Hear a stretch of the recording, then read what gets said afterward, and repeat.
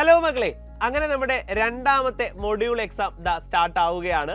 അപ്പോൾ സ്വാഭാവികമായിട്ട് നമ്മുടെ ഫസ്റ്റ് മൊഡ്യൂൾ എക്സാം കഴിഞ്ഞപ്പോൾ തന്നെ നമുക്കൊരു കോൺഫിഡൻസ് ഒക്കെ വന്നിട്ടുണ്ടാവും അല്ലേ? കാരണം നമ്മുടെ എക്സാം പാറ്റേണിൽ കറക്റ്റ് എങ്ങനെയാണോ ബോർഡ് എക്സാം നടക്കുന്നത് അതേ പാറ്റേണിലാണ് നമ്മുടെ മൊഡ്യൂൾ എക്സാംസ് നടക്കുന്നത്.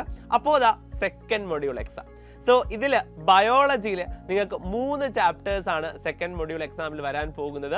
നമ്മുടെ ബോട്ടണിയിൽ വരുന്ന ബയോടെക്നോളജി 2 ചാപ്റ്റേഴ്സ്, അതായത് പ്രിൻസിപ്പിൾസ് ആൻഡ് പ്രോസസ് ഒരു ചാപ്റ്ററും അതുപോലെ അതിൻ്റെ ആപ്ലിക്കേഷൻസും. സോ ഈ 2 ചാപ്റ്റർ എന്ന് പറഞ്ഞാൽ മൊത്തം നമ്മുടെ ബയോടെക്നോളജി തന്നെയാണ് നമ്മുടെ ബോട്ടണി പോർഷനകത്ത് വരുന്നത്. സുവോളജിയിലാണെങ്കിലോ ജെനറ്റിക്സിലെ ആ വലിയ ചാപ്റ്റർ അത് തന്നെ, principles of inheritance and variation, അതായത് ഒന്നാമത്തെ ജെനറ്റിക്സ് ചാപ്റ്റർ.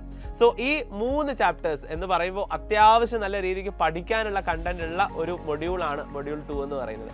ഇനി ഇതിന്റെ റിവിഷൻ ക്ലാസ്സുകൾ ആരംഭിക്കുകയാണ്. അപ്പോൾ അതുകൊണ്ട് തന്നെ ബയോളജിയുടെ റിവിഷൻ ക്ലാസ് എന്നൊക്കെയാണ് വരുന്നത്, എന്നാണ് എക്സാം, ഈ ഡീറ്റെയിൽസ് കൃത്യമായി നിങ്ങൾക്ക് പറഞ്ഞു തരാം.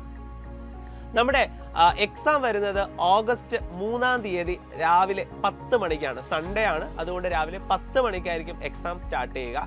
ഇനി ഇതിൻ്റെ റിവിഷൻ ക്ലാസ്സുകൾ നമ്മുടെ യൂട്യൂബിൽ നിങ്ങൾക്ക് ലൈവായിട്ട് ഫ്രീ ആയി ലഭിക്കുന്ന റിവിഷൻ ക്ലാസ്സുകളായിരിക്കും. അത് സ്റ്റാർട്ട് ചെയ്യുന്നത് നമ്മുടെ ജൂലൈ 31-നാണ്.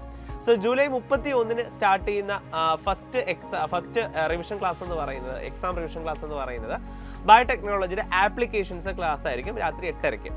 അത് കഴിഞ്ഞതിന് ശേഷം പിറ്റേ ദിവസം, അതായത് ഓഗസ്റ്റ് 1-ാം തീയതി നിങ്ങൾക്ക് ബയോടെക്നോളജി പ്രിൻസിപ്പിൾസ് ആൻഡ് പ്രോസസ് ചാപ്റ്ററിന്റെ ലൈവ് ആയിരിക്കും കിട്ടുക. അത് കഴിഞ്ഞ് നമ്മുടെ ഓഗസ്റ്റ് 2-ാം തീയതി ആയിരിക്കും സുവോളജി എന്നുള്ള principles of inheritance and variation ചാപ്റ്ററിന്റെ റിവിഷൻ നിങ്ങൾക്ക് ലഭിക്കുക. അതായത് കണ്ടിന്യൂസ് ആയിട്ട് 3 ദിവസം നിങ്ങൾക്ക് ലൈവും അതിനുശേഷം 4-ാമത്തെ ദിവസം എക്സാമും. അപ്പോൾ കൃത്യമായി ഓരോ ദിവസം ഓരോ ചാപ്റ്റർ വീതം നിങ്ങൾക്ക് റിവിഷനും ലഭിക്കും. അത് കഴിഞ്ഞ് നിങ്ങൾക്ക് അതിന്റെ ക്വസ്റ്റ്യൻസ് ഒക്കെ അതിനകത്ത് തന്നെ ഡിസ്കസ് ചെയ്യും. കൂടാതെ നിങ്ങൾക്ക് ഓരോ ചാപ്റ്റർ വീതം പഠിച്ചു പോകാനുള്ള ടൈം ഗ്യാപ്പും ഉണ്ട്. സോ നല്ല രീതിയിൽ നിങ്ങൾ പ്രിപ്പയർ ചെയ്യണമെന്ന് ആഗ്രഹിക്കുന്നുവെങ്കിൽ this is the right time and this is the right വേ. അപ്പോൾ ഇത് തന്നെ, ഈ ഒരു ട്രാക്കിൽ തന്നെ നിങ്ങൾ മുന്നോട്ട് പോയി കഴിഞ്ഞാൽ നമുക്ക് 95+% നമുക്ക് ബോർഡ് എക്സാമിന് വാങ്ങിയെടുക്കാൻ സാധിക്കും. സോ നിങ്ങൾ എല്ലാവരും അടിപൊളിയായിട്ട് പഠിച്ച് ഈ മൊഡ്യൂൾ എക്സാം എഴുതുക.